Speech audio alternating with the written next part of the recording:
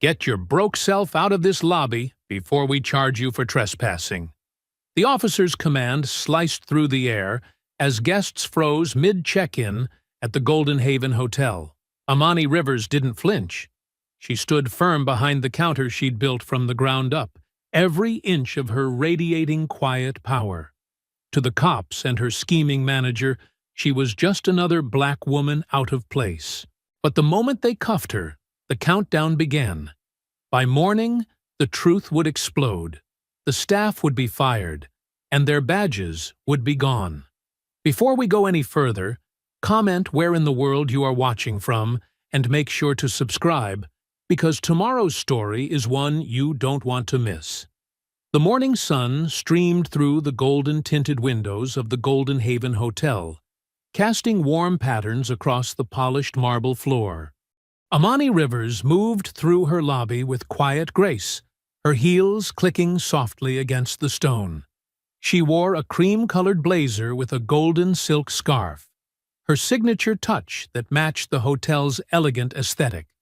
"Good morning, Mrs. Peterson." Amani smiled warmly at an elderly guest who was a regular visitor. "I trust you slept well?" "Like a dream, as always," Mrs. Peterson beamed. "Your new mattresses are heaven-sent." Amani made her way to the front desk, where Gloria James was humming an old gospel tune while carefully polishing the brass fixtures. Her weathered hands moved with practiced care over every surface until it gleamed. "Those door handles have never looked better, Gloria," Amani said, touching the older woman's shoulder gently. Gloria's eyes crinkled with pride. "Can't have anything less than perfect in our house, Ms. Rivers." Behind the desk, Logan Shaw stood stiffly, his pressed suit as rigid as his posture. His fingers tapped impatiently on the computer keyboard as he pointedly ignored their exchange. Amani noticed his jaw clench. It happened whenever she referred to the hotel as ours. Settling into her office just off the lobby, Amani opened her laptop. A notification caught her eye. A new 5-star review had just posted online. She clicked it open, satisfaction warming her chest as she read, "The Golden Haven isn't just a hotel. It's an experience in excellence. From the impeccable service to the gorgeous decor, every detail speaks of quality and care. A crown jewel of Savannah hospitality." Pride swelled in her heart. This was what her father had dreamed of when he'd worked as a porter in this very building 60 years ago. Now his daughter owned it, had transformed it into one of downtown's most prestigious addresses. A sharp knock interrupted her thoughts. Logan Shaw stood in her doorway, his smile not quite reaching his eyes. "Ms. Rivers, I wanted to discuss our appearance standards again," he said, closing the door behind him. "Some of our housekeeping staff are wearing rather ethnic hairstyles. I'm concerned about maintaining our professional image." Amani's face remained perfectly composed, though her stomach tightened. "Our staff's natural hair is professional, Mr. Shaw. We've been through this before. Our clientele has certain expectations. Yes, they expect excellent service, which they receive." Amani cut him off smoothly. "Was there anything else?" Logan's nostrils flared slightly. "The weekend numbers—" He was interrupted by heavy footsteps in the hallway. Deshaun Rivers appeared in the doorway, his broad shoulders filling the frame. Despite his crisp suit, his military bearing was evident in his straight spine and alert eyes. "Morning, Mama," he said, then nodded curtly to Logan. "Mr. Shaw." "Deshaun," Amani smiled. "How were the vendor meetings?" "Productive. Our new linen suppliers' prices are better, and their quality's just as good." He placed a folder on her desk, positioning himself slightly between her and Logan. "The restaurant's produce delivery had some issues, though. I'll brief you later." Logan cleared his throat. "Well, I should return to the front. We're expecting the Thompson wedding party soon." He retreated, his shoes clicking rapidly across the floor. Deshaun watched him go, his expression dark. "I don't trust that man, Mama." "Neither do I, baby," Amani sighed. But he knows his job, and he brings in business. He brings in a certain kind of business, Deshawn muttered. Amani stood and walked to her office window, which overlooked the lobby. Gloria was now arranging fresh flowers, their sweet scent drifting through the air.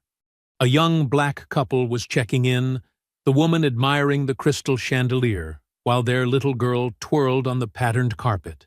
"This is what matters," Amani said softly. "When I was that child's age, we couldn't even stay in hotels like this. Now she can see someone who looks like her owning one." Movement near the elevators caught her eye. Logan was speaking in low tones with a man in an expensive gray suit. Something about their body language made her instincts prickle. The way they stood too close, how Logan's hand partially concealed their handshake, the quick glance around before they parted. The man in the gray suit walked briskly toward the entrance. As he passed through a shaft of morning sunlight, Amani's breath caught. She recognized the silver hair, the confident stride, the artificial smile. Councilman Walter Reeve, chairman of the Urban Renewal Committee. The same man who'd been in the news last month, praising the revitalization of the historic Grayson Street neighborhood. The same neighborhood where 3 black-owned businesses had mysteriously lost their leases before being bought out by developers. Deshawn stepped up beside her. "Mama, you okay?" Amani watched Reeve disappear through the revolving door, her reflection in the window glass showing no trace of her unease. "I'm fine, baby. Just fine." The lobby buzzed with activity as the Teachers Association convention brought waves of retired educators through the Golden Haven's doors. Their animated chatter about educational reform and memorable classroom moments filled the air, mixing with the soft classical music playing through hidden speakers. Gloria James stood near the entrance, helping an elderly black delivery man who was slumped on one of the lobby's plush benches. His uniform was dark with sweat from hours of working in the Georgia heat. She held a glass of ice water to his trembling hands. "Take your time, Mr. Washington," Gloria said softly, her motherly concern evident. "This heat's no joke today." The driver nodded gratefully, sipping the water. "Thank you, ma'am. Just need a minute. Been delivering since dawn." "You delivered our linens right on schedule," Gloria assured him. "Least we can do is offer some water and rest." The peaceful moment shattered as Logan Shaw's voice cut through the lobby like a whip. "What is this?" He stormed across the marble floor, his face flushed with anger. "We're not running a homeless shelter." Gloria straightened her spine. "Mr. Washington is our linen delivery driver, Mr. Shaw. He's just... I don't care who he claims to be." Logan's voice rose, drawing attention from nearby guests. "This is a 4-star hotel, not some street corner rest stop. Get him out." Mr. Washington struggled to his feet, dignity warring with exhaustion on his weathered face. "I'm going, sir. Don't want no trouble." "Logan!" Amani's voice rang out clear and firm as she emerged from her office. The lobby fell quiet as she crossed the floor, her heels striking a measured rhythm against the marble. "That's enough." "Ms. Rivers," Logan turned, his lips curling. "This is a security issue. We can't have random people lounging in our lobby." "Mr. Washington has been delivering our linens for 3 years," Amani said evenly. "He's a valued partner of this business, and Gloria was right to offer him water on a day like today." She turned to the driver. "Please, sir, take your time. You're welcome here." Logan's face darkened. "You don't make those decisions. I'm the general manager, and I say he needs to leave." He stepped closer to Amani, lowering his voice to a hiss. "And you need to stop undermining my authority." Several convention guests had their phones out now, recording the confrontation. Amani noticed, but kept her focus on Logan. "I expect you to apologize to both Mr. Washington and Gloria." "Now?" "Apologize?" Logan barked out a laugh. I don't take orders from you. In fact, he pulled out his phone, fingers jabbing at the screen. Yes, police? We have a situation at the Golden Haven Hotel. An aggressive woman is threatening our staff and refusing to leave the premises. Gasps rippled through the lobby. Gloria's hand flew to her mouth. Mr. Shaw, you can't. She's becoming hostile. Logan continued into the phone, his eyes locked on Amani's. We need officers immediately. He hung up and smiled coldly. Now we'll see who really runs this place. Amani stood perfectly still, her heart pounding but her face composed. Gloria, please help Mr. Washington to the staff room. Mr. Shaw, you're making a serious mistake. The only mistake was letting you think you belonged behind that desk, Logan sneered. Sirens wailed in the distance, growing closer. The convention guests murmured, more phones appearing to record the scene. Through the golden-tinted windows, red and blue lights began to flash. 3 officers burst through the revolving door, 2 men and a woman. The larger male officer, Brent Klein, immediately moved toward Amani, while Sergeant Vance Heller approached Logan. Officer Dana Rourke hung back, her hand resting uneasily on her belt. What's the situation here? Heller demanded, though his eyes had already settled on Amani with familiar prejudice. Logan pointed dramatically. This woman is disturbing our guests and refusing to leave when asked. She's been aggressive and hostile, Logan finished, his professional mask firmly in place. We need her removed. I am Amani Rivers, the owner of this hotel, Amani stated clearly, reaching for her purse. I can show you. Officer Klein's hand shot out, gripping her wrist with bruising force. Stop right there. I'm just getting my ID. Amani's words cut off in a gasp as Klein twisted her arm behind her back. Stop resisting, he shouted, though Amani hadn't moved. The marble counter rushed up to meet her face as Klein slammed her forward. The sickening crack of her glasses breaking mixed with the horrified screams of guests. Camera flashes erupted like lightning throughout the lobby. Phones recorded every second as Officer Rourke moved in, pressing her knee into Amani's back while Klein kept her pinned. She's not resisting! Gloria's voice rose above the chaos. Please, she owns this hotel. This is Ms. Rivers.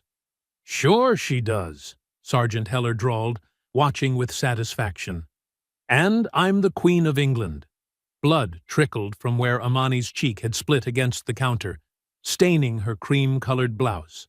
She remained still, her breathing measured despite the weight crushing her lungs. Years of civil rights work had taught her the dangers of panic in moments like this. Mom! Deshawn's voice boomed through the lobby as he burst through the staff door. Get off her! That's my mother! Stay back! Heller barked, drawing his taser. Someone control him! 2 more officers rushed to intercept Deshawn, whose military training warred visibly with his instinct to protect his mother. She owns this building, he shouted, muscles straining as the officers grabbed his arms. Check her ID. Just check her ID. The crowd of teachers had grown larger, their phones recording everything. This is wrong, someone called out. She's telling the truth.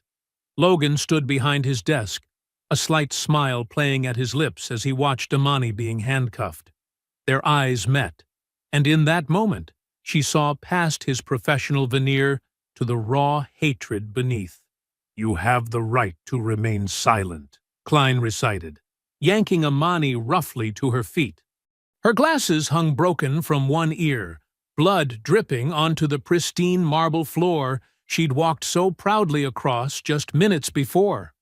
Gloria sobbed openly now, supported by Mr. Washington.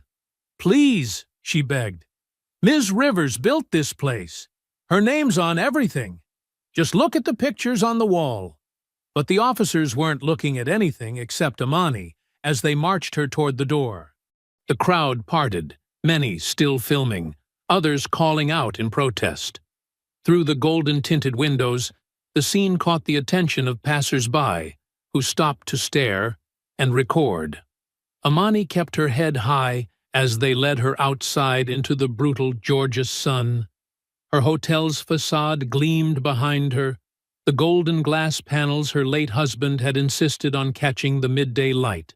The same light now illuminated her public humiliation for all to see. Officer Rourke opened the back door of the cruiser, avoiding eye contact as Amani was pushed inside. The leather seat stuck to her skin through her torn silk blouse, and the metallic taste of blood filled her mouth. Through the window, she watched her son still struggling with the officers, his face twisted in helpless rage. Gloria stood weeping on the steps, surrounded by angry guests. Logan appeared in the doorway, straightening his tie with satisfaction. The door slammed shut with a final thud. As the cruiser pulled away, Amani caught a last glimpse of her life's work in the rearview mirror. The Golden Haven Hotel stood proud against the blue sky, its sign catching the sunlight like a beacon. The same sunlight that had promised such hope that morning now bore witness to her shame. But even as the hotel receded from view, Amani's mind was already working, calculating, remembering. She thought of the surveillance cameras in the lobby, the dozens of witnesses with phone footage, the documentation in her office safe. Her face throbbed where it had met the counter, but her mind remained sharp. They'd chosen the wrong woman to humiliate. They'd chosen the wrong hotel to target. The cruiser turned a corner, and the Golden Haven disappeared from sight. But Amani Rivers sat straight-backed in the police car, her dignity intact despite her bonds. They'd taken her from her hotel in handcuffs, but they hadn't taken her power. Not yet. Not ever. "Watch your head," Officer Rourke muttered mechanically as they approached an intersection. Amani said nothing. The time for words would come later. For now, she watched her city pass by through the window, counting streets, noting faces, remembering every detail of this ride. The sun continued to shine brutally bright, as if determined to illuminate every moment of this injustice. The fluorescent lights hummed overhead in the booking room, casting harsh shadows across Amani's face. Her wrists throbbed where the handcuffs had cut into her skin, but she kept her posture straight, her expression neutral. The metallic taste of blood lingered in her mouth from her split cheek. Two officers lounged against a nearby desk, making no effort to lower their voices.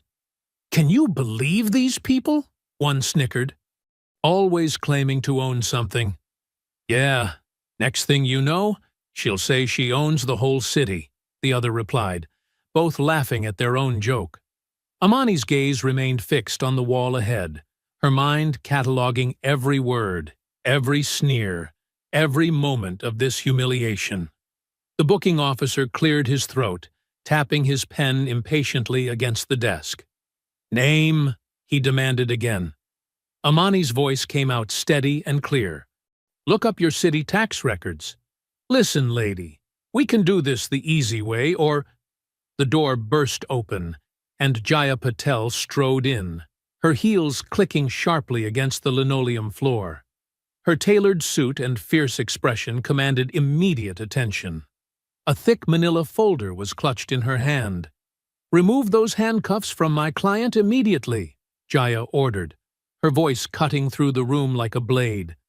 "Ma'am, this is a restricted area." Jaya slammed the folder onto the desk, papers spilling out across the surface. "These are the property deeds, business licenses, and tax records for the Golden Haven Hotel. My client, Amani Rivers, is the sole owner and proprietor." She spread out the documents one by one, her movements precise and deliberate. "Here's the certificate of occupancy. Here's last month's payment for your department's cleaning contract. And here," she tapped a particular document, "is the letter of commendation from your chief of police, thanking Ms. Rivers for hosting last year's police charity gala. Free of charge, I might add." The booking officer's face drained of color as he scanned the papers. The laughing officers had fallen silent, their smirks fading. Through the window, camera flashes punctuated the growing crowd of reporters outside. Sergeant Heller appeared in the doorway, his earlier confidence evaporating as he took in the scene. Officer Klein stood frozen behind him, hand unconsciously touching his body camera. "I want these cuffs off my client now," Jaya demanded. "Unless you'd like to explain to the press outside why you're continuing to detain a prominent business owner after assaulting her in her own establishment." The booking officer fumbled with his keys, hands shaking slightly as he removed Amani's handcuffs. She rubbed her wrists slowly, the angry red marks stark against her dark skin. "The captain would like to speak with you," Heller began, but Jaya cut him off. "Ms. Rivers will not be speaking to anyone. We're leaving. You'll be hearing from my office regarding the civil rights violations, assault, false arrest, and public humiliation of my client." The door opened again, and the captain himself hurried in, his face tight with concern. "Ms. Rivers, please accept our sincerest—" "Save it," Jaya interrupted. "Any statements will be made through proper channels.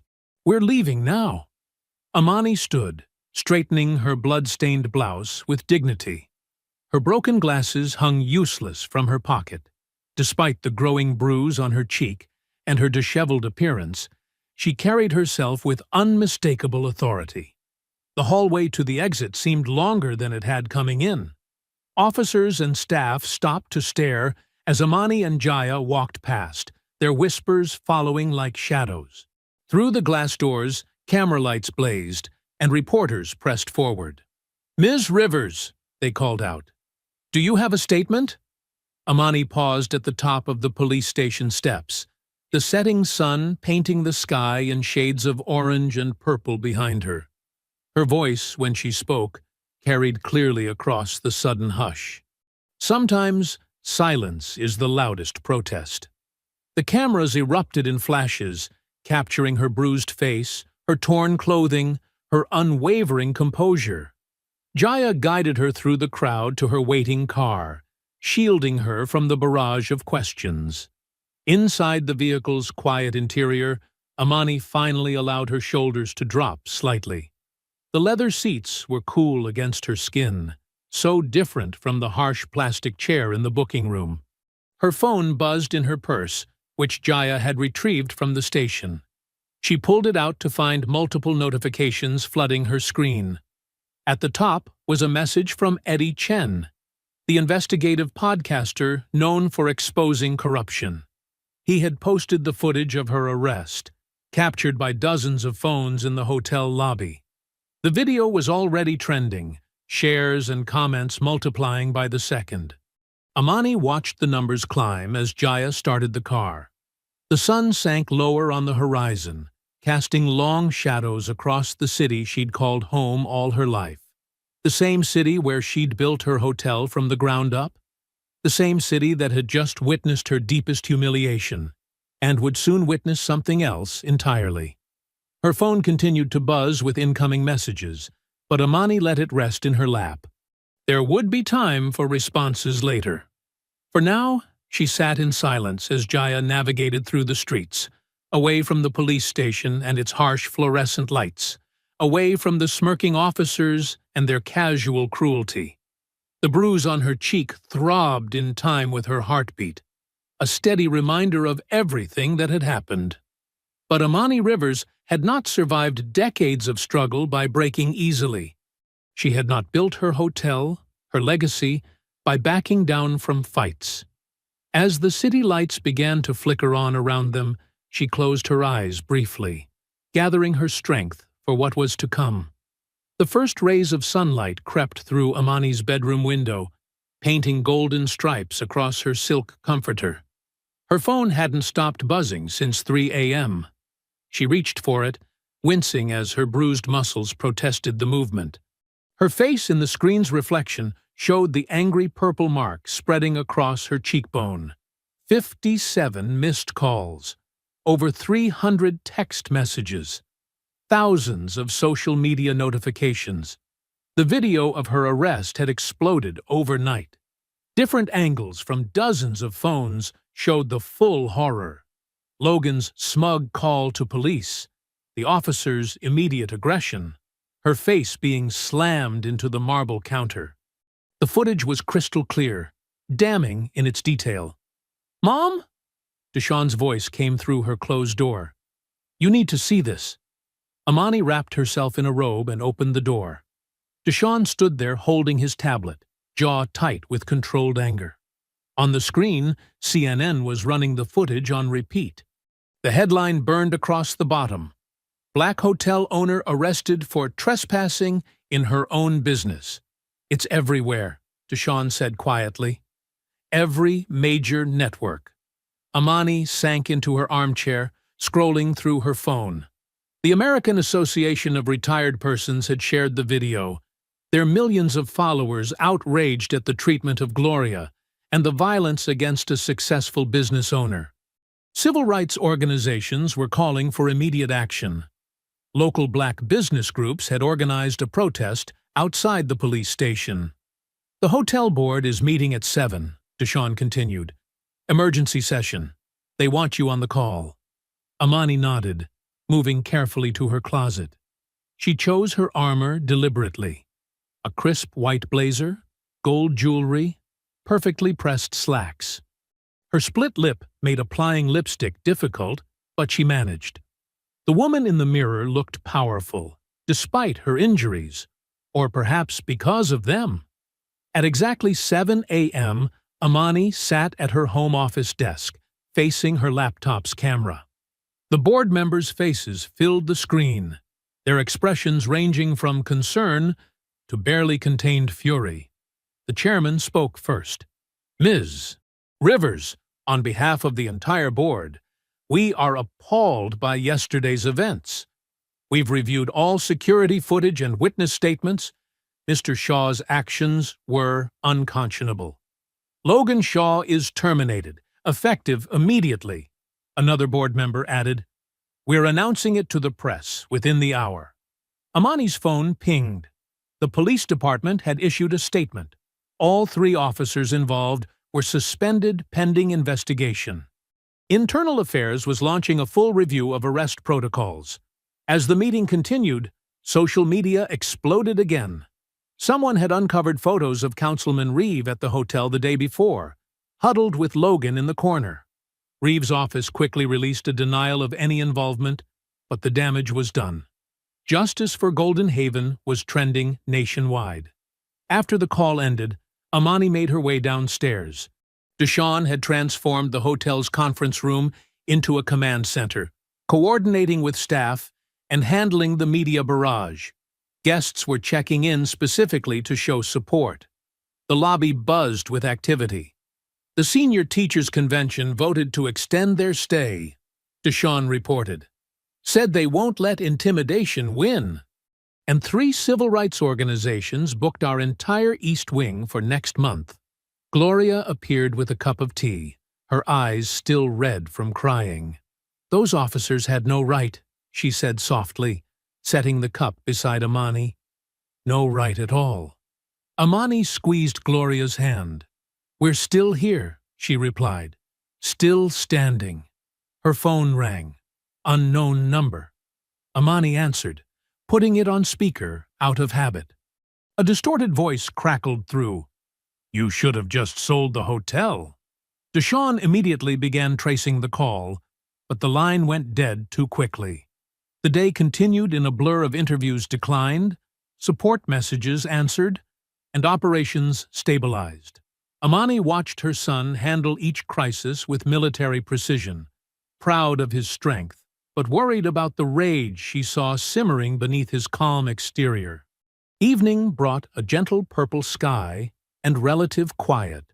Most guests had retired to their rooms. Gloria was finishing her rounds, her cleaning cart loaded with fresh towels.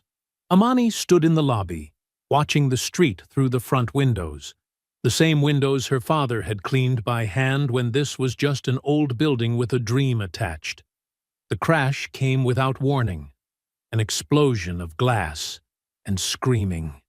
Gloria stumbled backward as a brick landed inches from her cart. shards of windows scattered across the marble floor like deadly diamonds. Deshawn vaulted over the front desk, racing to check the street while simultaneously calling security. Amani moved to Gloria first, making sure she wasn't hurt. Then she saw the note, tied to the brick with twine. The paper was expensive, the kind used for business letterhead. The message was typed, not handwritten. "Next time, it won't be glass." Amani picked up the brick, feeling its weight. The same weight as the countless obstacles she'd faced building this place, protecting this dream. The same weight as generations of people trying to tell her what she couldn't own, couldn't be, couldn't do. Gloria's hands shook as she gripped her cart. "Miss Amani, get the maintenance team," Amani said calmly, still holding the brick. "We'll need to board up the window tonight. Tomorrow we'll order new glass, stronger glass." Deshawn returned, security guards spreading out behind him. "Police are on their way. Different precinct this time." Amani nodded, watching the last light fade outside the broken window. She placed the brick on the front desk, the threatening note beside it. Evidence now. Proof of what they were willing to do, how far they would go to take what was hers. The next morning dawned gray and humid. Typical Savannah weather that made the air feel thick as soup. Amani arrived early, supervising the temporary boarding of the broken window. The maintenance team had worked through the night, cleaning every shard of glass, but the plywood covering looked exactly like what their attackers wanted, a sign of defeat. At precisely 8:47 a.m., 3 city vehicles pulled up outside the Golden Haven. 6 men in khaki uniforms and carrying clipboards filed out, led by a thin man with wire-rimmed glasses who moved with the fake authority of someone who enjoyed wielding small amounts of power.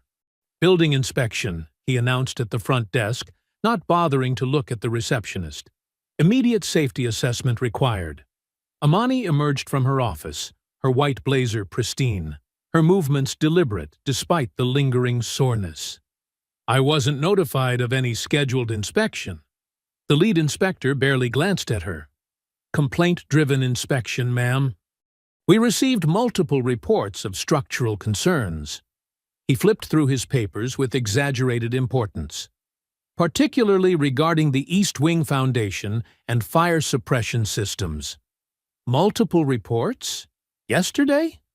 Amani kept her voice level. "How convenient." Deshawn appeared silently at her side, his military bearing obvious in his rigid posture. He slipped her a note. "Klein's car across street. Unmarked." The inspectors spread out through the hotel like an invading army, disrupting guests and interrupting breakfast service. They took photos of every minor crack, every worn carpet edge, making a show of shaking their heads and muttering into their phones. Amani called Jaya immediately. "They're manufacturing violations," she said quietly into the phone. "I need you here."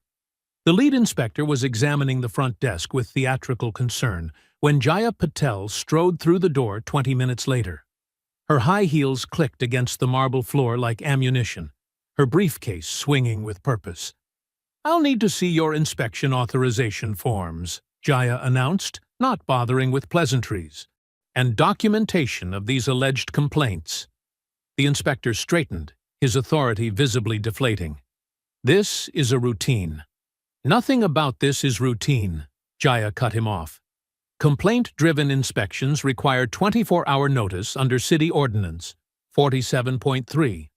I'm also curious about the timing, given yesterday's events." She pulled out her phone, snapping photos of the inspector's badges and vehicles. "I'm sure the federal civil rights investigation will be very interested in this coordinated harassment." The lead inspector's face reddened. "We're just doing our jobs."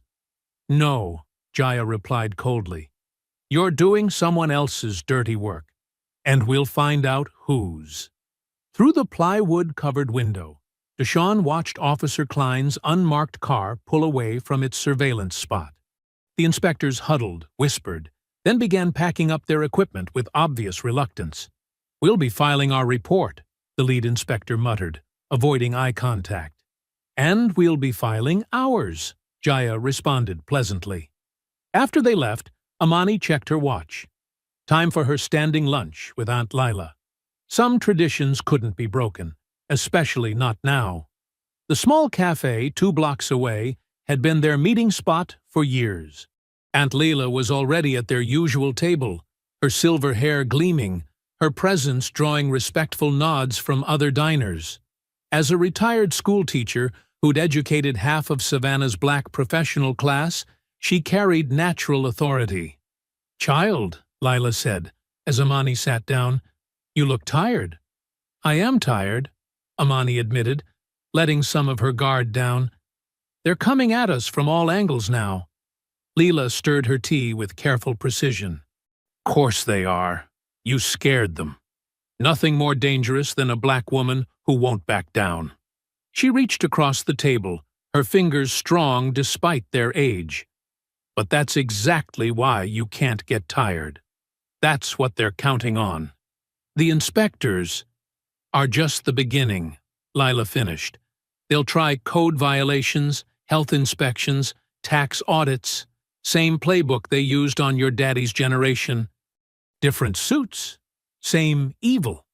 Amani sipped her water, letting her mentor's words sink in. The weight of generational struggle pressed down, but somehow it felt like armor rather than burden. "They want the land," Lila continued. "Always have. Your daddy bought that building when they thought downtown was dead. Now it's gold, and they can't stand that we own a piece of it." "I won't sell," Amani said firmly. "Course you won't."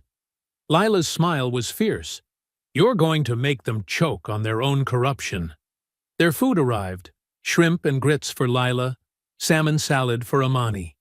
They ate in comfortable silence until Amani's phone buzzed. Eddie Chen's name lit up the screen. "Ms. Rivers?" Eddie's voice was tight with excitement. "I've been following the money.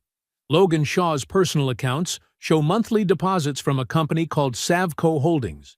Big deposits, starting the day after he was hired." Amani put the call on speaker so Lila could hear. "Savco's just a shell," Eddie continued. "But guess who's on the incorporation papers? Walter Reeve himself. The payments to Logan were kickbacks. He was their inside man." Lila's eyes narrowed. "The Lord may work in mysterious ways," she said softly. "But karma works right out in the open." After lunch, Amani and Aunt Lila drove straight to Jaya's downtown office. The space felt like a war room, with case files stacked high and a whiteboard covered in neat handwriting. Deshawn was already there, pacing by the window while Jaya typed furiously at her computer. "Eddie sent over Logan's bank records," Jaya said, without looking up. "The payments were clockwork, 5th of every month, $15,000. Deshawn stopped pacing. "That's almost double his regular salary." "Blood money," Aunt Lila muttered, settling into a leather chair. 30 pieces of silver to betray his own workplace." Amani stood at the whiteboard, studying Jaya's timeline. Red marks indicated each incident. The fake police calls, the brick, the surprise inspection. Below that, a growing list of properties recently sold to Savco Holdings. "Look at the pattern," she said, tapping the marker against her palm. "First comes the police harassment, then building inspections, then mysterious property damage." Her voice hardened. "They're not even trying to hide it anymore." Jaya swiveled in her chair. "Because they've never had to. Until now." She pulled up a spreadsheet. Eddie interviewed 3 other business owners from the historic district. All black-owned businesses, all faced similar harassment, all ended up selling to Savco within 6 months. "For pennies on the dollar," Deshawn added. "Mom, Miss Regina's soul food place? Remember how they shut her down over health code violations last year? Savco bought it a week later." Aunt Lila leaned forward. "That restaurant fed 3 generations. Her grandmother started it during segregation." Now it's a smoothie bar, Deshawn said bitterly. Amani's marker squeaked as she drew connecting lines. They target businesses with history, with meaning to our community, places that represent Black success. Success they can't control, Jaya agreed. She stood up, straightening her blazer. But here's what they didn't count on. Documentation. Eddie's interviews, the viral videos, Logan's bank records. We're building more than a case. We're exposing a system. Amani checked her watch. The community meeting starts in 2 hours. We need to show people this isn't just about Golden Haven. It's about all of us, Aunt Lila said firmly. By 7 that evening, Golden Haven's grand ballroom hummed with voices. Folding chairs filled quickly as people arrived. Reverbeat Haibi Fifus. Jackson from First Baptist, Mrs. Chen from the corner market, Mr. Washington, who owned the barber shop, 3 generations strong. Faces Amani had known all her life, plus newer allies drawn by the viral video of her arrest. Deshawn managed security, positioning trusted staff at every entrance. The bruises from his scuffle with police had faded, but his watchfulness hadn't. He noted every face, every movement, protecting his mother's vision like he'd once protected military convoys. Jaya set up a projector, displaying their evidence clearly. Bank records, property transfers, police call logs. The truth in black and white. When Amani stepped to the podium, the room hushed. Her face still showed faint marks from the arrest, but she stood straight, dignified, in a golden silk blouse. They thought arresting me would silence us, she began. Instead, it exposed their whole operation. This isn't about one hotel. It's about our right to own, to build, to stay. Heads nodded. Murmurs of agreement rippled. Savco Holdings isn't just buying buildings, she continued. They're trying to erase our history. But we're not done writing it. She gestured to Jaya, who advanced the slides. This is how they operate. First comes harassment, selective enforcement, surprise inspections, police calls, then property damage they blame on crime in the area. Finally, they offer to buy you out for your own good. The crowd grew restless as they recognized the pattern. Mrs. Chen stood up. That's exactly what happened to my sister's restaurant. And my daddy's garage, called another voice. Aunt Lila rose slowly, commanding attention without effort. Some of you were my students, she began, her voice carrying decades of authority. I taught you about Reconstruction, about how they tried to push us out back then. This is the same fight in modern clothes. She moved to the front, standing beside Amani. But we have something they don't expect. Unity, evidence, and a whole lot of righteous anger. Her words shifted into a prayer that felt like a battle cry. Lord, give us strength to fight smart. Give us patience to fight long. And give us wisdom to fight together. Amen, thundered the crowd. For the next hour, people shared stories, signed affidavits, joined committees. Church groups promised support. Shop owners offered meeting spaces. Retired teachers volunteered to document histories of threatened businesses. The room crackled with purpose. This is how we win, Jaya told Amani quietly. Not just in court, but in community. As the meeting wound down, people lingered in small groups, exchanging numbers and making plans. The energy had shifted from fear to determination. Deshawn supervised as elderly attendees were escorted safely to their cars. Through the lobby's remaining intact windows, Amani noticed a black SUV idling across the street, its engine purring in the humid night. The tinted passenger window rolled down just enough to reveal a shadowy outline before the vehicle accelerated away, its tires squealing against wet pavement. Morning sunlight painted the Savannah City Hall steps, golden as protesters gathered, their signs bobbing like flowers in a breeze. Justice for Golden Haven and Black Business Matters. Messages competed with chants that echoed off marble columns. News vans lined the curb, their satellite dishes reaching skyward. Amani climbed the steps beside Jaya, both women dressed in crisp suits that meant business. Deshaun flanked his mother's other side, scanning the crowd with military precision. The bruises on Amani's face had faded to yellowish shadows, but she'd chosen not to cover them with makeup. Let them see, she thought. Let them remember. Ready? Jaya asked, clutching her briefcase filled with evidence. Amani nodded, touching the small golden bell pin on her lapel, her late husband's legacy. Truth doesn't need rehearsal. Inside, the chamber buzzed with tension. City council members shuffled papers, avoiding eye contact. Councilman Reeves sat front and center, his usual swagger dampened by sweat at his temples. Behind him, Sergeant Heller and Officer Klein occupied the third row, both in civilian clothes but radiating cop energy. Order, called Council President Matthews, gaveling the room to silence. We're here to address serious allegations regarding the Urban Renewal Committee's enforcement practices.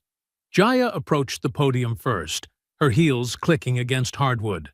She connected her laptop to the projector with practiced efficiency.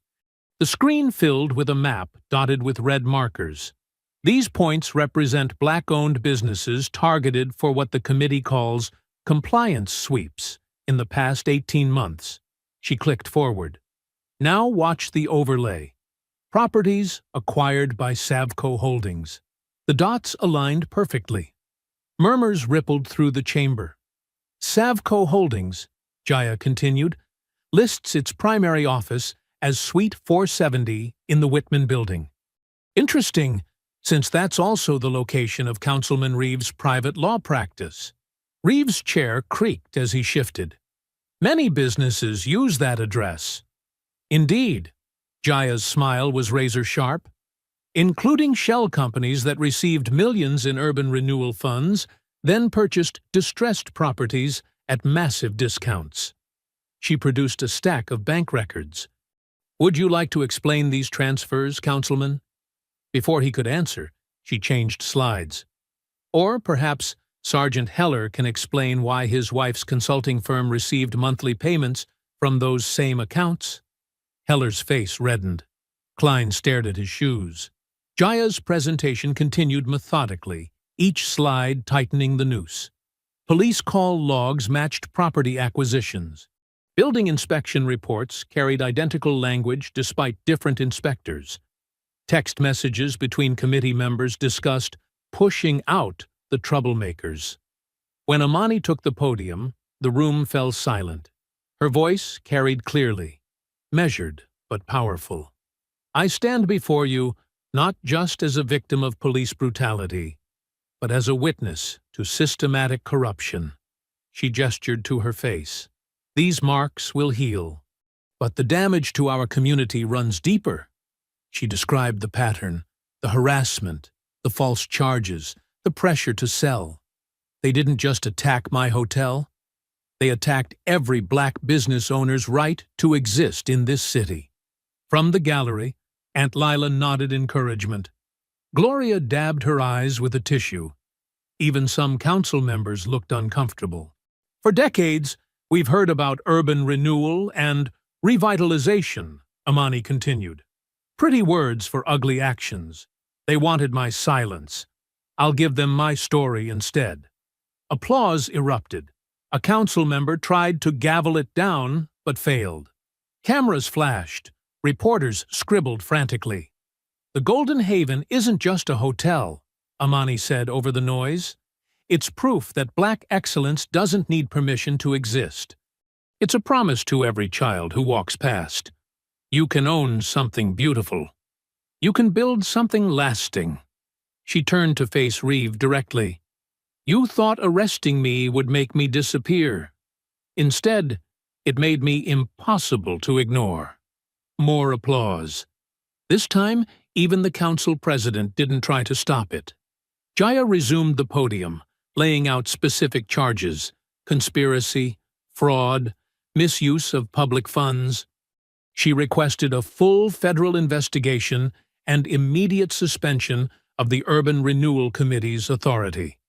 The council moved to establish an emergency oversight panel. Reeves' attempts to object were drowned out by gallery noise. His face had gone from sweaty to ashen. Heller and Klein slipped out during the commotion. Deshawn tracked their exit, noting how they hunched like beaten dogs. As the session concluded, reporters swarmed. Cameras pushed close, microphones thrust forward. Amani answered questions with dignity, while Jaya handled the technical details. Will you file civil rights charges? What about the other affected businesses? Councilman Reeve, do you have a response? They pushed through the media scrum toward the exit. Outside, the protesters cheered. Someone started singing, "Ain't Gonna Let Nobody Turn Me Around." The crowd joined in. Aunt Lila appeared at Amani's elbow with a bottle of water. "You did your daddy proud today, child." "We're not done yet," Amani replied, but she smiled. Deshawn helped clear a path to their waiting car. The singing followed them down the steps. At the curb, Amani paused to wave at the crowd one last time. Her phone buzzed in her pocket. Unknown number. The message was brief but clear. "Nice speech. Check your gas line tonight." Evening shadows crept across the Golden Haven's marble floors as the day wound down. The usual dinner rush had been light. Many guests still at the council hearing or glued to news coverage. Deshawn moved through the kitchen, checking burners and storing leftovers, while humming an old gospel tune his grandmother taught him. "Good night, Mr. Rivers," called Maria, one of the line cooks, as she hung up her apron. "Night, Maria. See you tomorrow."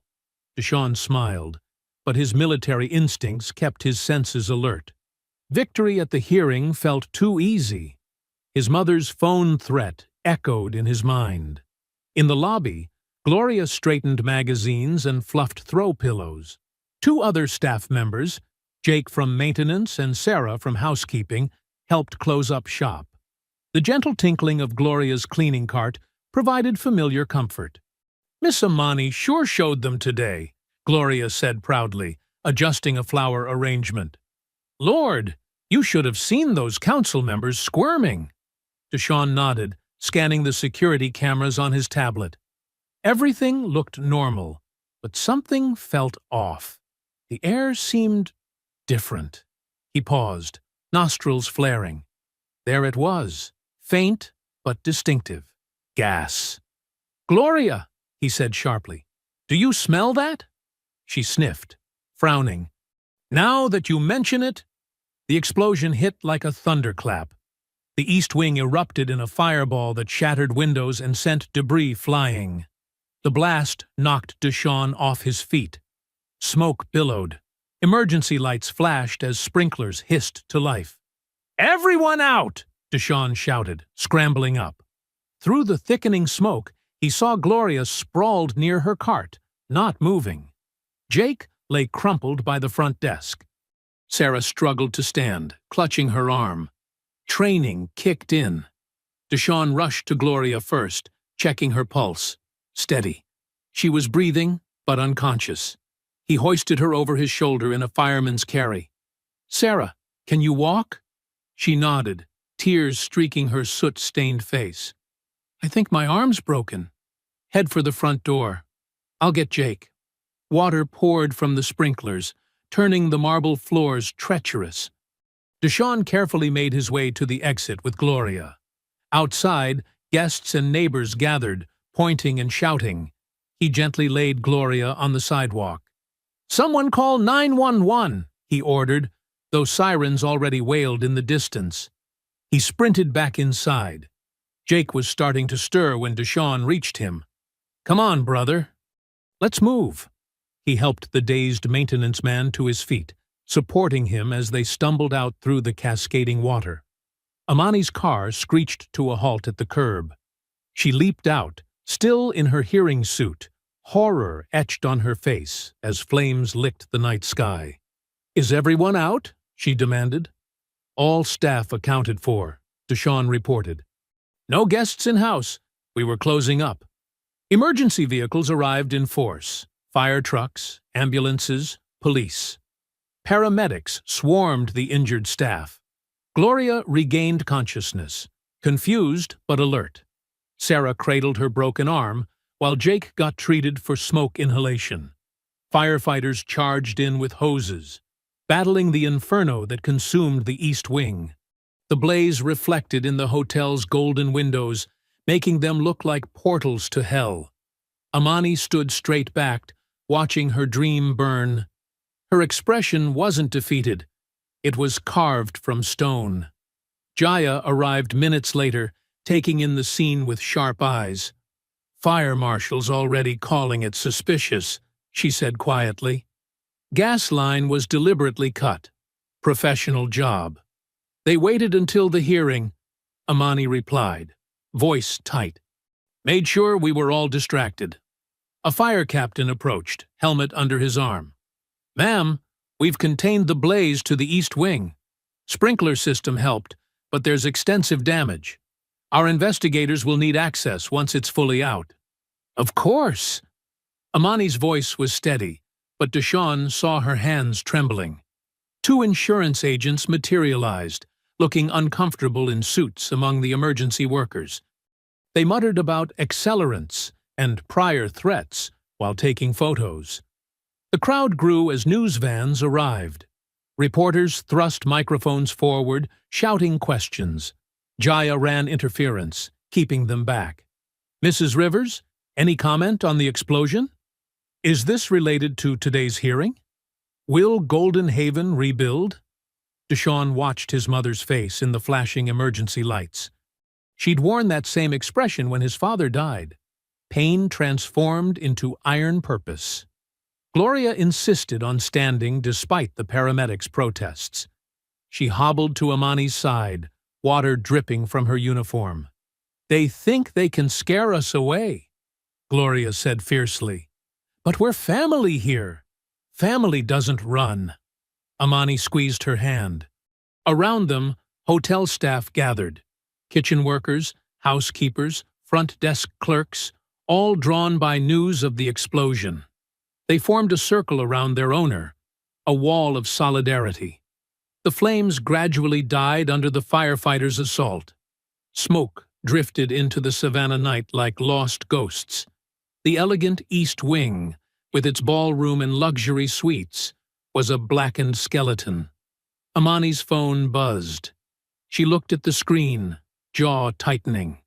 Deshawn read the message over her shoulder. "Sell, or next time, we finish the job." 2 days after the explosion, yellow police tape still fluttered around the Golden Haven's East Wing. The morning sun couldn't hide the scorched walls or shattered windows. News vans clogged the street, their satellite dishes reaching skyward like metal sunflowers. Inside Jaya's downtown office, Amani sat at a gleaming conference table, surrounded by stacks of documents. Her tailored blazer couldn't hide the exhaustion in her shoulders, but her eyes burned with determination. "RICO laws were designed for mob bosses," Jaya explained, spreading papers across the table. "But they work just as well against corrupt officials. We prove a pattern of criminal enterprise, and the whole house of cards falls." "Pattern is right here," Deshawn said from his laptop station in the corner. His fingers flew across the keyboard, screens reflecting in his glasses. "Savco's network security is good, but military training taught me better. Look at this." He turned his screen. Complex financial diagrams filled the display, arrows connecting offshore accounts to familiar names. "There's our smoking gun." Jaya leaned forward. "Reeve's been laundering development funds through shell companies in the Caymans. And look who else has their hand in the cookie jar." "Sergeant Heller," Amani's voice was ice. 5 separate accounts under his wife's maiden name. "That's not all." Eddie Chen walked in, laptop under his arm. Dark circles under his eyes suggested sleepless nights of investigation. "My sources just sent me something interesting." He pulled out a digital recorder and pressed play. The room filled with voices. These minority-owned businesses are holding up progress. Reeves' familiar drawl. We need more aggressive cleanup operations. My officers know how to apply pressure. Heller's voice. Health code violations, noise complaints, suspicious person reports. Death by 1,000 cuts. Just keep it quiet. A third voice. The police chief. Election season's coming. Eddie stopped the recording. 3 hours of strategy sessions. They're talking about systematic harassment of black business owners across 5 districts. Timing these leaks will be crucial, Jaya said, making notes. We release the financial data first, let them deny it, then hit them with the recordings when they're off balance. Deshawn's phone buzzed. He checked the message, eyebrows rising. Got another piece of the puzzle. Officer Rourke wants to talk. The female officer from my arrest? Amani asked. Says she's been keeping records, dates, times, coded orders from Heller about target properties. Deshawn looked up. She sounds scared. She should be, Jaya said. Whistleblowers against police corruption tend to have short careers, but her testimony could be invaluable. Outside, a reporter's voice drifted up. Sources suggest the hotel explosion may be linked to a larger pattern of harassment against minority business owners. Amani walked to the window, watching the media circus below. They thought burning my hotel would silence us. Instead, they lit a spotlight. Social media's on fire, Eddie added, scrolling through his phone. Black business owners across 3 states are coming forward with similar stories. Your case broke the dam. Deshawn's computer chimed. Got another hit. Savco's internal emails mention something called Operation Clean Sweep. Started 6 months ago. Systematic targeting of minority-owned properties for acquisition. Cross-reference those dates with police incident reports, Jaya instructed.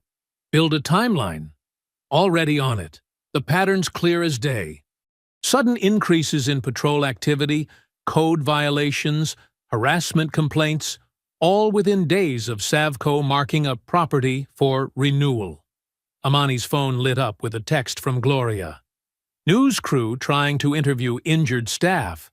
What should we tell them? Nothing yet, Amani replied. We play this our way. Rourke wants to meet, Deshawn announced. Says she has body cam footage from the arrest that never made it into evidence. Jaya checked her watch. I can meet her in 30 minutes. Where? Diner on Montgomery. She's insisting on public but quiet. Smart woman, Eddie commented. Harder to make someone disappear in public. The room fell silent as they absorbed the stakes. These weren't just documents and recordings. They were ammunition in a war for justice. Be careful, Amani told Jaya. If they were willing to bomb my hotel? I've faced worse, Jaya assured her. In Chicago, I had a client whose evidence got 3 dirty cops convicted. Lived on my couch for a month while death threats poured in. Deshawn stood. I'll drive you. Better to have backup. The diner's parking lot was half full when they arrived. Officer Rourke sat in her personal car, not a patrol vehicle, nervously watching the entrance. She wore civilian clothes, a baseball cap pulled low. Jaya approached alone while Deshawn watched from their car. Rourke's hands shook as she reached into her glove compartment. She withdrew a small flash drive, labeled in neat handwriting. Body cam, lobby incident, uncut.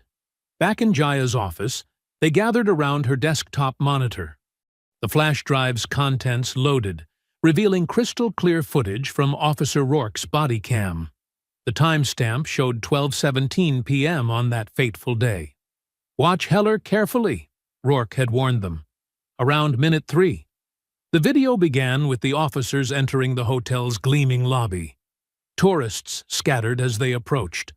Phones raised to record. The body cam captured Logan Shaw's smug expression as he pointed toward Amani. That's her. Shaw's voice dripped with manufactured concern. She's becoming aggressive.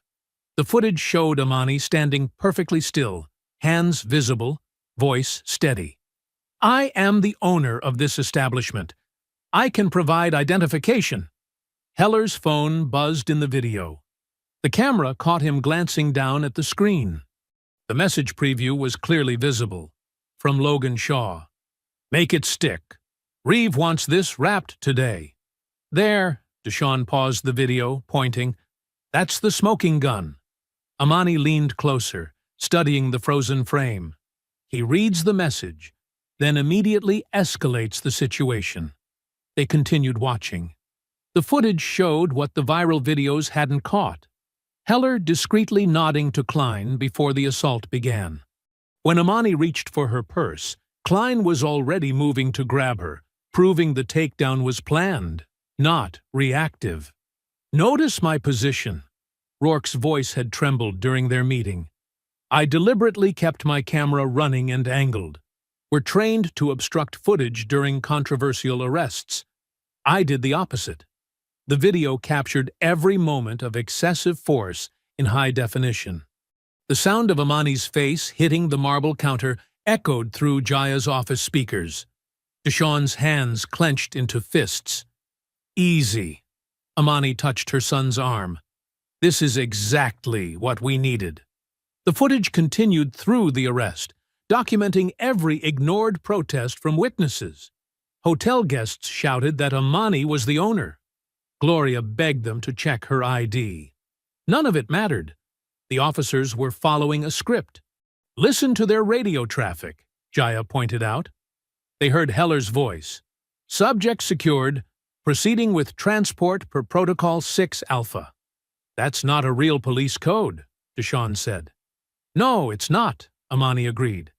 "But I bet it appears in other questionable arrests across the city." The video showed them forcing Amani into the cruise while Heller made a phone call. Package secured. Location clear for follow-up. Within minutes, code enforcement vehicles appeared. The systematic nature of the operation was undeniable. "This wasn't just harassment," Jaya said, taking notes. "This was a military-style operation to seize property, create an incident, arrest the owner, then immediately begin finding code violations while they're detained." The footage ended with Rourke's camera capturing a final exchange between Heller and Logan Shaw. "Reeve will handle the paperwork tomorrow," Shaw said quietly. "She'll be too busy dealing with charges to fight the citations." "Send my regards to the councilman," Heller replied. "Tell him this one's on the house." Amani sat back, absorbing the implications. "How many others?" Deshawn pulled up his research. In the past year, 17 minority-owned businesses subjected to similar patterns. Police harassment, followed by code violations, followed by lowball offers from Savco Holdings. "And those are just the ones we know about," Jaya added. "Rourke says there's a whole playbook. They target owners who lack resources to fight back. Single proprietors, elderly owners, family businesses operating on thin margins. They never expected one of their targets to be a former civil rights investigator," Amani said quietly, "with a son who understands cybersecurity, and an attorney who specializes in RICO cases." "Rourke's testimony breaks this wide open," Jaya confirmed. "She can verify the coded language, identify other officers involved, confirm which properties were targeted. In exchange, she wants immunity from prosecution." "Give it to her," Amani said firmly. "She's the only one who showed any conscience that day." Deshawn's computer chimed with another alert. Eddie's source just confirmed 3 more shell companies linked to Savco, all with trails leading back to Reeve's office. "It's not just a corrupt cop or a crooked councilman," Amani realized. "It's an entire system. Police, code enforcement, city officials, developers, all working together to push black business owners out of downtown Savannah and replace them with luxury condos and boutique chains," Deshawn added bitterly. Jaya stood, grabbing her phone.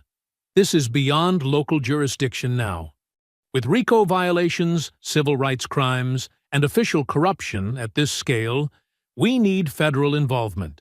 She pulled up her contacts, finger hovering over the number for Georgia's Attorney General. The weight of what they were about to do filled the room. This wasn't just about one hotel owner's vindication anymore. This was about exposing years of systematic discrimination and corruption. "Make the call," Amani said, her voice firm. "They tried to bury us. They didn't know we were seeds." Jaya nodded and dialed. After 2 rings, a familiar voice answered. "This is Assistant Attorney General Martinez." "Sarah, it's Jaya Patel. Remember that corruption case I mentioned last month? It just got bigger. Much bigger." She took a deep breath, looking at Amani and Deshawn. "We're bringing down a city." 2 weeks later, the City Hall chamber buzzed with anticipation. Camera crews jostled for position, while journalists filled every available seat. The morning sun streamed through tall windows, casting dramatic shadows across the packed room. Amani stood in the marble hallway, adjusting her crisp white suit. The bruises on her face had faded, but a small scar remained near her temple, a permanent reminder of that day at the hotel counter. In her hands, she held her late husband Marcus's prized possession, a gleaming brass bell that had graced the original Golden Haven's front desk for decades. "Ready?" Jaya appeared beside her, briefcase bulging with evidence files. "More than ready," Amani replied, running her fingers over the bell's smooth surface. "Marcus always said this bell represented service with dignity. Today, it represents justice." Inside the chamber, Councilman Reeve and Sergeant Heller sat at the defense table, their attorneys whispering urgently. Reeve maintained his politician's smile, but his leg bounced nervously under the table. Heller stared straight ahead, jaw clenched. A hush fell over the room as Amani entered. The click of her heels echoed against marble as she walked down the center aisle, head held high. She placed the golden bell on the witness table, a symbol of everything they had tried to take from her. "All rise," the clerk announced, as the ethics committee members filed in. Jaya approached the podium first, her voice clear and controlled. "What you're about to see isn't just about one incident at one hotel. This is about a systematic campaign to drive minority business owners out of downtown Savannah." She began methodically laying out the evidence. Spreadsheets showing Savco Holdings' property acquisitions flashed on the screen, each one a minority-owned business targeted after police harassment. Bank records revealed payments flowing from shell companies to private accounts held by Reeve and Heller. "Protocol 6 Alpha," Jaya explained, playing audio clips from multiple police raids. "A code that appears nowhere in official police procedures, yet shows up repeatedly in arrests at minority-owned businesses before they're pressured to sell." Officer Rourke's testimony came next via video deposition. She detailed how the scheme worked: targeted harassment, manufactured citations, coordinated pressure from multiple city departments. The chamber grew tenser with each revelation. Reeve's attorney tried to object, claiming the evidence was circumstantial. But then Jaya played the body cam footage. The crystal-clear evidence of conspiracy left no room for doubt. Several committee members visibly recoiled at the sight of Amani's face being slammed into the counter. Throughout it all, Amani sat perfectly still, the golden bell beside her catching sunlight. She noticed Logan Shaw in the back row, shoulders slumped, already knowing his guilty plea had helped build this case. Just as Jaya prepared to call her first witness, movement at the front of the chamber drew everyone's attention. Mayor Charles Dawson rose from his seat in the front row, his presence commanding instant silence. "Madam Chairwoman," he said, his voice carrying authority. "Before we proceed, there's something this committee needs to understand." All eyes turned to the mayor as he moved to the center of the room. Dr. Rivers's arrest wasn't just a random act of discrimination. It was the catalyst we needed, the final piece of evidence in an investigation that's been ongoing for months.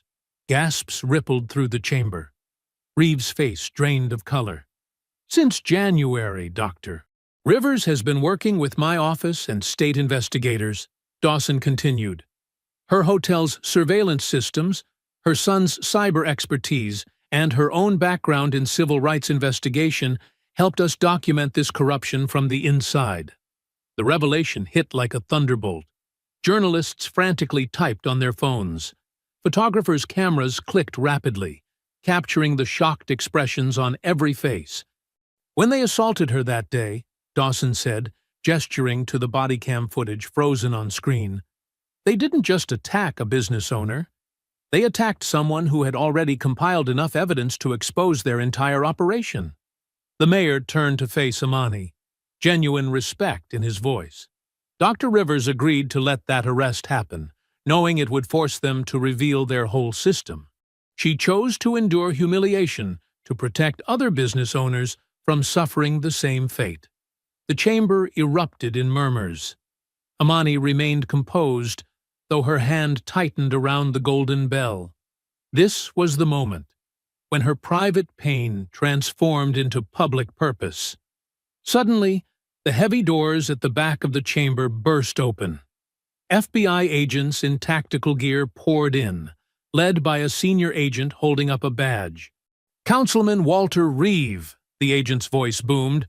"Sergeant Vance Heller, you're under arrest for conspiracy, civil rights violations, and racketeering under the RICO statute." Chaos erupted. Reeve tried to stand but was quickly handcuffed. Heller attempted to reach for something under his jacket, but found himself face down on the table, agents securing his arms. In the back, 2 more agents moved to arrest the developers who had worked with Savco Holdings. Cameras flashed like strobe lights. Journalists shouted questions. The chairman banged his gavel uselessly as the room descended into pandemonium. Through it all, Amani remained seated, one hand resting on her golden bell, watching justice unfold in real time. Near the defense table, Reeve locked eyes with her as agents led him past. The man who had tried to steal her dignity now had none of his own. In that moment, Amani did something that cut deeper than any harsh word. She smiled, small and satisfied, then turned away dismissively as they led him out in handcuffs. The next morning dawned clear and bright over Savannah. The chaos at City Hall had dominated every news channel, but now a different kind of energy filled the air, one of renewal and vindication. At Golden Haven, the sound of construction echoed through the damaged East Wing. Workers in hard hats carefully removed charred debris, while others measured spaces for new drywall. The city's emergency reconstruction grant had come through overnight, and local contractors had offered discounted services in solidarity. Amani stood in the lobby, reviewing blueprints with Deshawn. The marble counter where she'd been assaulted was being replaced with elegant black granite. Her choice. No need to preserve painful memories. "Miss Rivers!" a familiar voice called out. Gloria James walked through the front door, her uniform pressed and perfect, despite her arm being in a sling from the explosion. Tears welled in her eyes as Amani embraced her. "Welcome home, Gloria," Amani said softly. "We saved your cleaning cart." Gloria dabbed at her eyes. "I knew you'd win. Even that day, when they—" She trailed off, unable to finish. "I just knew." Other staff members gathered around, many wearing Golden Haven Strong T-shirts that local supporters had printed. The hotel might be partially under construction, but their spirit remained unbroken. At 10 o'clock, news vans assembled outside for Amani's official statement.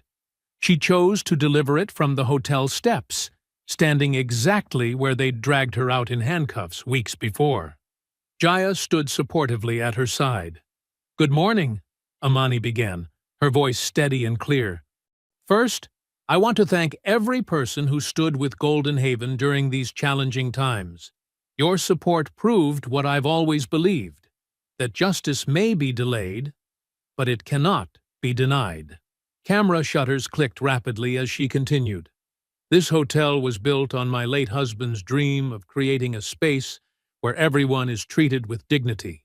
When certain individuals tried to destroy that dream, they didn't realize they were actually making it stronger. She gestured to the construction crews working behind her. Today, we begin rebuilding, not just walls and windows, but trust.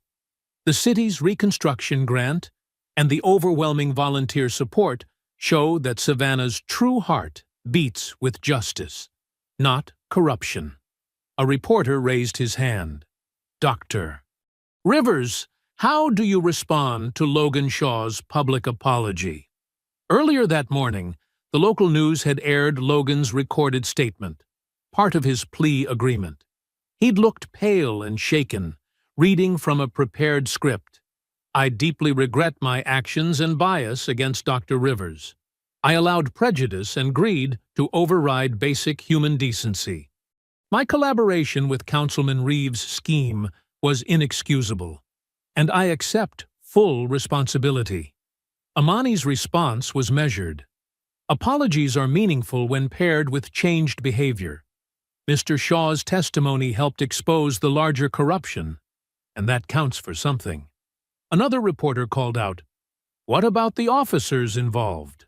Officer Klein and Sergeant Heller have been terminated and face criminal charges, Amani replied. Officer Rourke's cooperation with investigators was crucial to uncovering the truth. The police department is implementing new training protocols, and I've been invited to consult on their development. The questions continued, but Amani kept returning to themes of healing and progress. She announced that part of the settlement money would fund scholarships for minority business students, ensuring that future generations would have easier paths to ownership. By afternoon, the lobby was buzzing with activity. Volunteers sorted donated supplies while contractors installed new security systems. Gloria supervised from her rolling chair, making sure every detail met her exacting standards. Deshaun coordinated with the construction team, his military precision proving invaluable in managing the complex renovation schedule. He'd added extra cameras and reinforced windows. No one would catch Golden Haven vulnerable again. Local businesses sent food for the workers. Church groups arrived with homemade desserts. Senior citizens who'd supported Amani through the ordeal set up a refreshment station, serving sweet tea and sharing stories of their own battles against discrimination. Aunt Leela organized a prayer circle in the garden, their voices lifting in hymns that carried over the construction noise. Even some tourists stopped to join in, drawn by the spirit of community healing. As sunset approached, Amani took a moment alone in her office. On her desk sat the morning's paper with the headline, "Federal Charges for Former Councilman Reeve. Corruption Scheme Exposed. Multiple Arrests." Below it lay Logan's written apology letter, along with notification that the fired officer's appeals had been denied. A knock at her door revealed Jaya, smiling. They're ready for the big moment. Outside, a crowd had gathered in the growing dusk. The hotel's new sign had been installed, larger and brighter than before. Deshaun stood ready at the power switch, while Gloria held Amani's golden bell. Amani addressed the waiting crowd. When they tried to take this place, they didn't understand what it represents. Golden Haven isn't just a hotel. It's a symbol of dignity that can't be broken, of dreams that won't be denied. She nodded to Deshaun, who flipped the switch.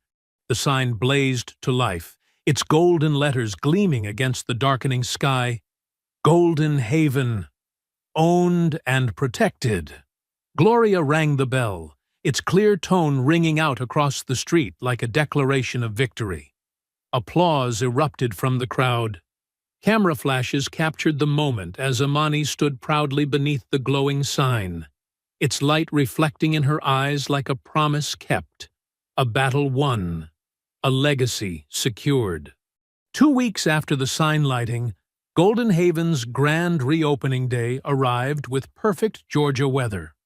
Morning sunlight streamed through the restored lobby windows, making the new black granite counter gleam.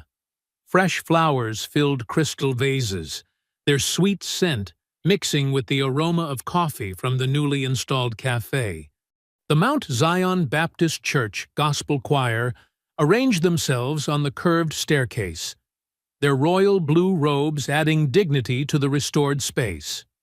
Hotel staff, wearing crisp uniforms with golden pins, guided arriving guests to their places. Local news crews set up cameras, while national media representatives checked their microphones.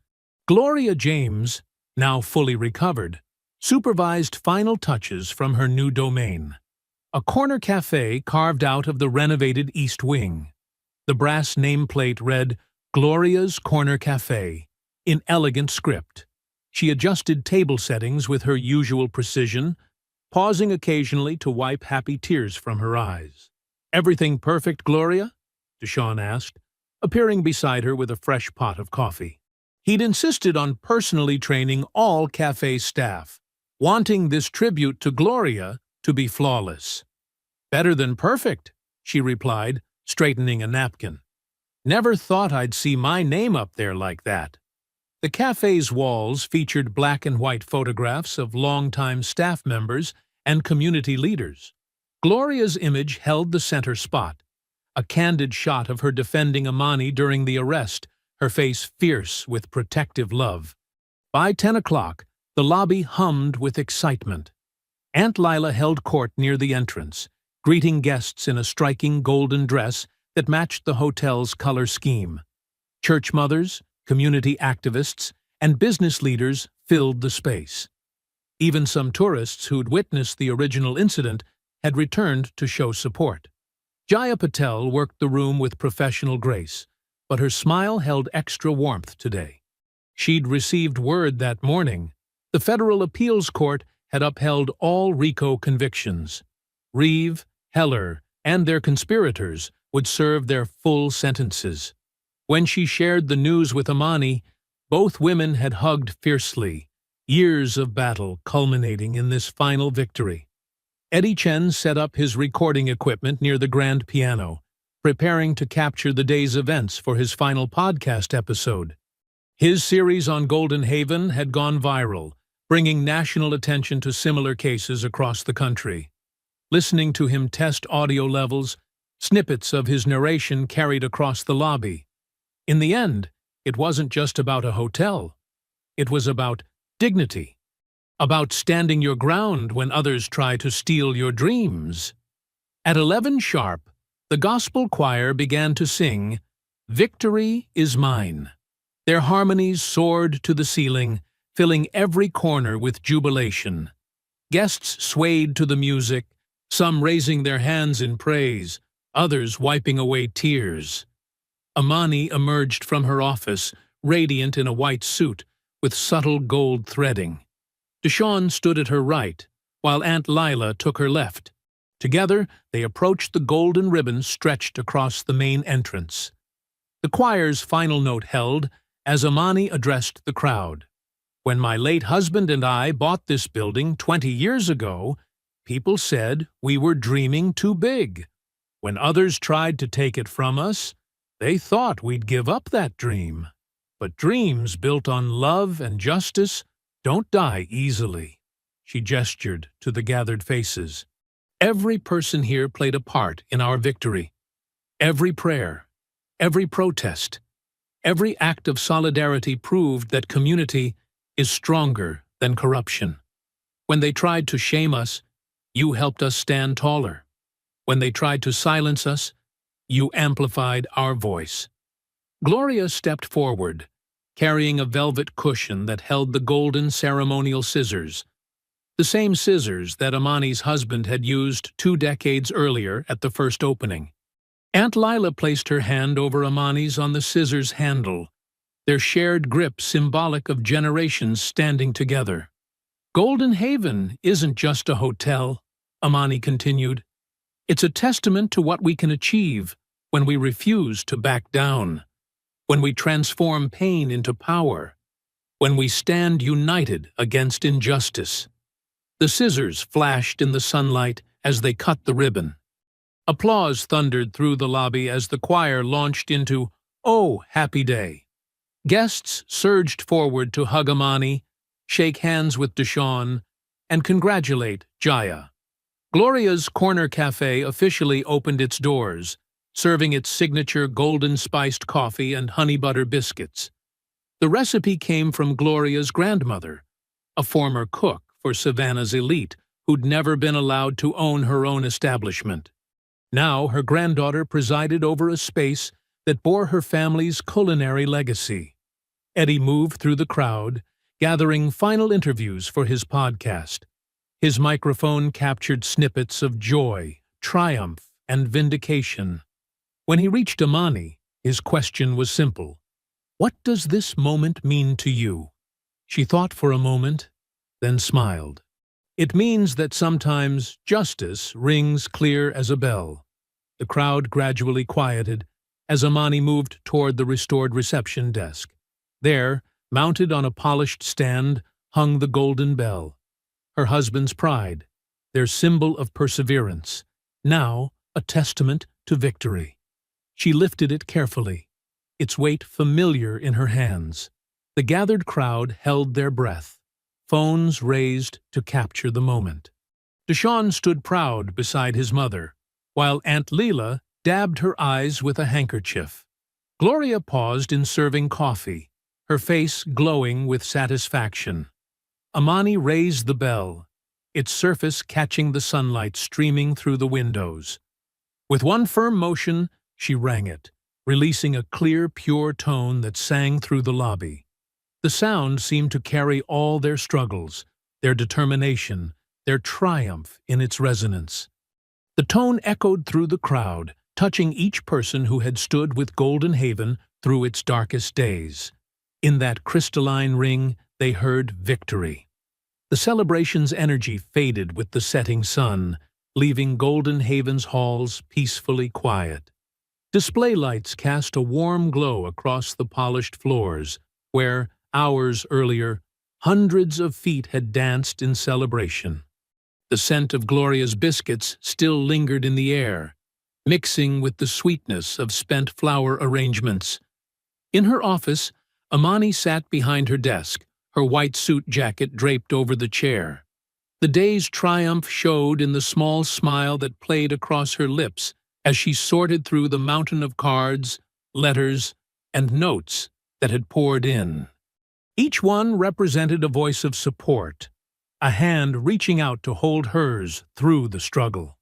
She opened an elegant cream envelope from the Baptist Women's Alliance, their words of praise making her chest swell with pride. Another came from a group of retired teachers who'd witnessed her arrest. They'd organized a scholarship in her name. A crayon drawing from Gloria's granddaughter showed the hotel in wobbly golden lines, stick figures holding hands around it. Deshawn had left an hour ago, insisting his mother get some rest, but Amani wanted to savor these moments. The quiet after victory felt sacred somehow. Her fingers traced the edge of a letter from a young law student who wrote that Golden Haven's story had inspired her to focus on civil rights law. The desk lamp cast a pool of warm light as she reached for another envelope. This one different from the others. Plain brown padded mailer. No return address, just Amani Rivers, typed in basic font. The weight felt odd, slightly heavy on one side. Her years as a civil rights investigator had taught her to notice such details.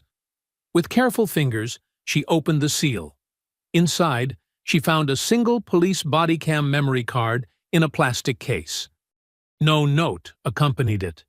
The card looked identical to the one Officer Rourke had provided, but the identification number was different. Amani's pulse quickened as she inserted the card into her laptop. The video player opened, showing footage from the day of her arrest. But this wasn't from any of the 3 officers she knew about. This camera angle was new, from someone standing slightly back, observing. The timestamp showed 20 minutes before the confrontation. The unknown officer's camera captured a private moment in the parking lot. Several figures huddled near a patrol car, their faces clear in the midday sun. Sergeant Heller was there, along with Officers Klein and Rourke. Then a voice off camera, calm and measured. "Make it look rough. She's more useful that way." The camera shifted, and Amani's breath caught. The speaker wore a crisp suit instead of a uniform, his silver hair neat, his smile practiced and political. The name tag on his jacket read Chief Dawson, the same man who, as mayor, had claimed to be her ally in exposing corruption. The footage continued, revealing Dawson giving detailed instructions about the upcoming arrest. "We need this to look bad enough to force her hand, but not so bad it backfires. When she breaks, Savco moves in, and everyone gets their cut." Amani's hands were steady as she saved the file to an encrypted folder. The pieces clicked into place. Dawson's careful positioning as a reformer, his perfectly timed investigation, the way he'd managed to emerge from the scandal looking like a hero. He hadn't just known about the corruption, he'd orchestrated it from the beginning. She removed the memory card and walked to her office safe, its new reinforced door another legacy of recent events. Inside, next to her most important documents, she placed the card in a secure case. Evidence, like justice, sometimes needed to wait for the right moment. "Justice never ends," she whispered, closing the safe with a solid click. "But this chapter does." The weight of this new knowledge settled on her shoulders, not as a burden, but as a reminder. Power rarely showed its true face at first glance. Still, tonight wasn't for new battles. Tonight was for honoring victories already won. Amani gathered her belongings, tucking the most meaningful cards into her purse to read again later. She switched off her desk lamp, letting moonlight from the window paint silver streaks across her office. The room held so many memories now, tears and triumphs, strategies planned, justice slowly built. In the hallway, she paused to straighten a photo, the one of Gloria standing fierce that day, loyalty personified. The image reminded her that courage came in many forms, and justice required all of them. The lobby spread before her, peaceful in its nighttime stillness. Moonlight played across the new granite counter where she'd once been brutally arrested. Now it stood as a symbol of resurrection, of wrongs made right. The space felt almost sacred in its emptiness, as if holding its breath between one chapter and the next. Her heels clicked softly across the floor as she approached the golden bell. Its surface caught the moonlight, transforming it into a beacon. This bell had seen it all, her husband's dream, their struggles, their victories. Now it would hold one more secret, one more truth waiting for its moment. Amani lifted the bell, its weight familiar and reassuring in her hands. With quiet determination, she rang it one final time. The pure note filled the lobby, bouncing off marble and glass, reaching into every corner where shadows once lurked. The sound carried triumph in its resonance, clear, strong, and victorious. Justice had been served, not completely, not perfectly, but significantly. The ring faded slowly, leaving behind a silence full of promise. Tomorrow would bring new challenges, but tonight, in this moment, victory was complete. I hope you enjoyed that story. Please share it with your friends and subscribe so that you do not miss out on the next one. In the meantime, I have handpicked 2 stories for you that I think you will enjoy. Have a great day.